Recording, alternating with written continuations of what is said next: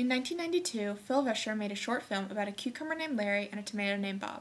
Within a year, the show, created to enhance the spiritual and moral fabric of society, had become a commercial hit, making 2 motion pictures 13 years later. So why does the series appeal to the Protestant Christian parents who buy it in droves? What values does Veggie Tales teach that they want their kids to learn? And do these values reflect Prothero's thesis about the decline of American religious literacy and the rise of religion as a collection of morals? Here's a bar chart that shows certain major themes contained in Veggie Tales episodes. Faith in God has the most episodes, shortly followed by Bible stories and the Golden Rule. Thus we can surmise that Protestant parents want their kids to be faithful, compassionate, and somewhat familiar with the Bible. However, the extent of the biblical education offered is questionable. Remember Prothero and his idea that Americans base their religion on faith rather than actual knowledge of central tenets in scriptures? He'd have a field day with Veggie Tales. This is children's TV. It's colorful and silly. In fact, if you add silly song collections to the graph, they come close to matching the number of Bible stories, and the Bible stories themselves are watered down to a message of God's love and a moral with a lot of pop culture parody thrown in. For example, it's the epic story of Moses, like you've never heard it. The burning bush? It's in there. The staff that turns into a snake?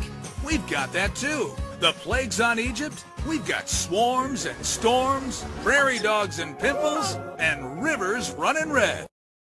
There is a disadvantage to having Veggie Tales present a simplistic, broad version of religious basics. There is also, however, a huge advantage. The show is compatible with all monotheistic faiths. Catholics, Jews, and a small number of Muslims have bought the films for their children. The show, they say, teaches their children valuable lessons about the Old Testament and the basic values of their faiths. These parents want their children to be compassionate, educated believers, and don't care that the show is created for followers of a different flavor of faith. In the end, the values that Jewish, Christian, and Muslim American parents want their children to absorb are mostly identical and more important than the details of faith. To most monotheistic American parents, a vague Old Testament literacy, coupled with clear morals and faith in God, is paramount.